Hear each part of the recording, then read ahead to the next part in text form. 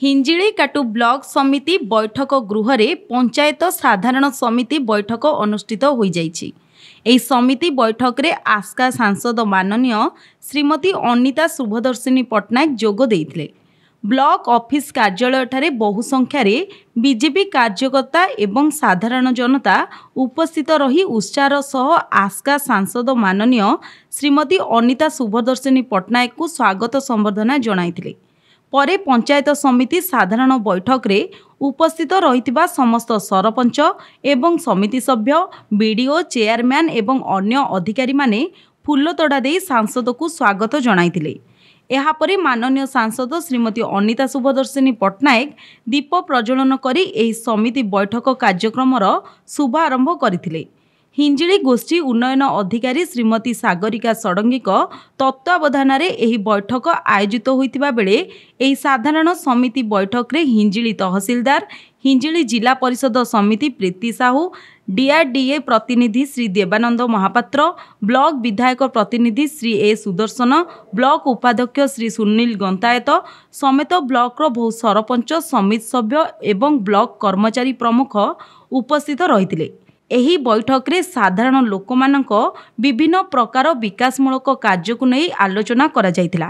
दैनंदिन जनसाधारणक विभिन्न समस्या लागी रहितबा बेले आगामी दिन में जनसाधारणक पई समस्त प्रकार सुव्यवस्था एवं सुविधा किभली भाबे जोगाई दिया जाई परिबो ताहा उपरे आलोचना होइतिला। एहा भितरे दैनंदिन जनसाधारण विभिन्न समस्या दे गति करुथिबा बेले तार कोनोसी समाधान होई पारुनी बोली बैठक रे घमाघोट प्रतिवाद करा जायतिला। गत 24 वर्ष मध्य विकास जो मात्रा रे होइतिला ताहा वर्तमान जनसाधारण पई सात स्वप्न पलटिछि एवं ब्लॉक रे विकास दिगरे कोनोसी कार्यानुष्ठान हेउ नाही बोली अभियोग आनिले जिला परिषद। एहासह आम ओडिशा नवीन ओडिशा योजना रे प्रत्येक पंचायत को 50 लाख टंका आर्थिक अनुदान आसुथिबा बेले वर्तमान मो गाँ विकसित गाँ योजना रे प्रत्येक पंचायत को 15 लाख अनुदान राशि दिया जाउछि। तेबे आउ बळका 35 लाख टंका अनुदान प्रदान करा जाउ नाही काहेकि बोली प्रश्न करथिले।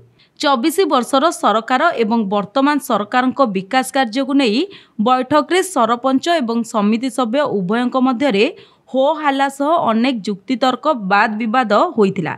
शेषरे आस्का सांसद श्रीमती अनिता शुभदर्शिनी ओडिशा एवं गंजाम जिलार विकास रे कोनोसी प्रकार असुविधा रहिबो नाही बोली प्रतिश्रुति देइथिले। ब्लॉक रो विकास कार्य को किभली भाबे आगे निया जिवो से विषय रे उपस्थित रहितिबा समस्त सरपंच, समिति सभ्य और अधिकारीଙ୍କ सह आलोचना करथिले। हिंजिलीकाटरू कृष्णचंद्र सामंतरायଙ୍କ रिपोर्ट, पब्लिक मीडिया।